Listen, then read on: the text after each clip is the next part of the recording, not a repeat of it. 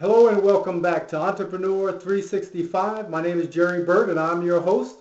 I want to thank you for joining us again. Today we're going to talk to you real quickly about the response that we have to some of the questions that we've been getting from this new and powerfully impactful television show.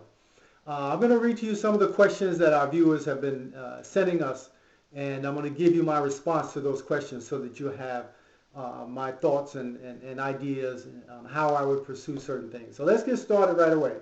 The first question that I've gotten is, do I need a business plan or can I just operate my business based upon my own instincts?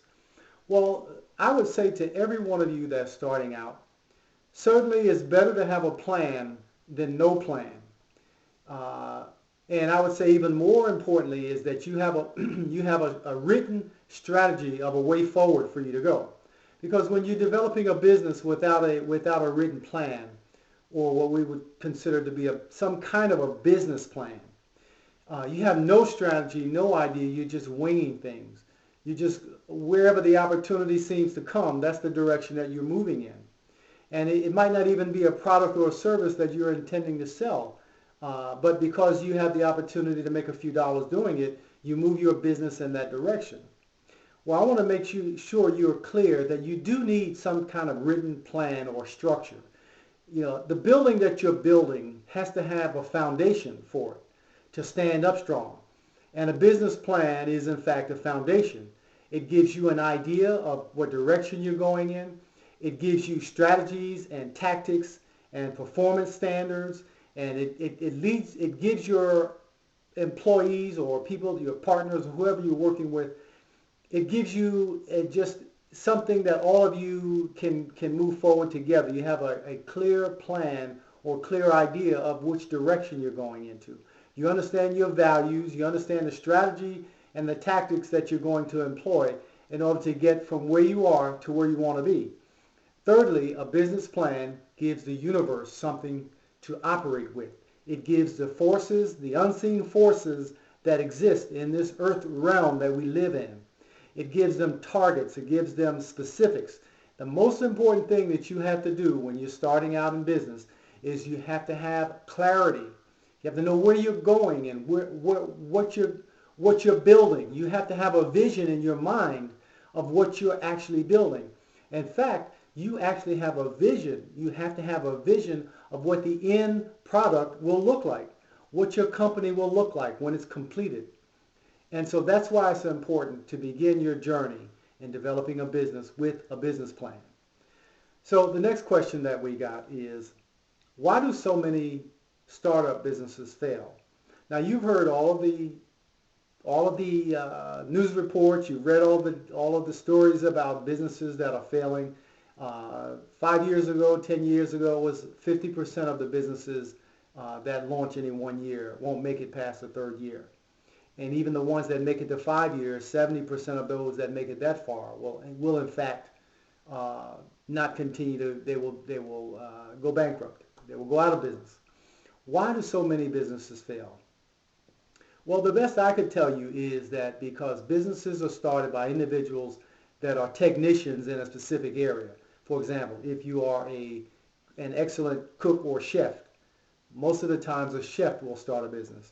If you are an excellent mechanic, the mechanic will start a business because he's a great mechanic. If you are a great contractor, you'll start a contracting business. If you are a photographer, you'll start a photography business. The problem is that your weaknesses eventually undo you when you're starting a business if you're doing it alone. You have to have a team of people around you when you're beginning a business that hold you accountable, that have a clear vision, that encourage, support, and wherever you're weak at, you have other people that are strong in those areas. Chances are the technician is not probably the best financial person in the world, or the marketing expert, for example, is not the most knowledgeable finance guy. You might have somebody that has a business where you need technology. The person that is skilled in one area is not knowledgeable in the other area. So if you are one of those individuals and you start your own catering business, for example, because you're a great cook, but yet you are stubborn and you're telling everyone, I don't need anyone else to work with me because I can do it. I don't want my business to be very big. I want it to be a small business. Your business will not grow because you can only go beyond your limitations. Actually, I should say that again. You cannot grow beyond your limitations. That's a better way to say it.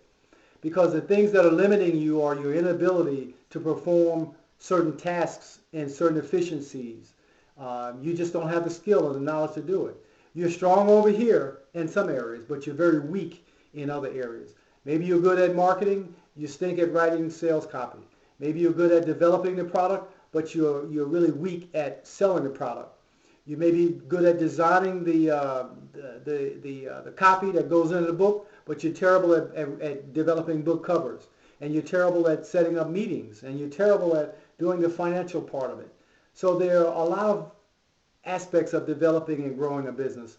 And the reason why so many businesses that are startups fail is not necessarily because of lack of capital, but they fail because of lack of a willingness to humble themselves and wrap a team around themselves, a team of other people that act in partnerships with them so that they can build a company. And this is one of the reasons why so many startup businesses fail. Don't let this happen to you. Make sure you take the precautions to build a team around you.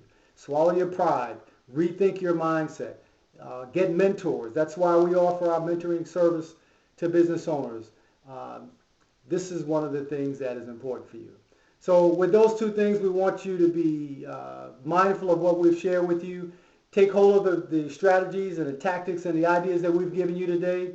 Put them to use in your business. Again, my name is Jerry Burt. I'm also Vice President of Burt Business and Personal Coaching. We're a coaching business that offers our services to any small business owner who wants to get mentorship, wants to be educated and trained in the strategies and tactics of actually growing a viable and profitable business. So you can reach us at www.businessandpersonalcoaching.net. Join us for our free teleseminars.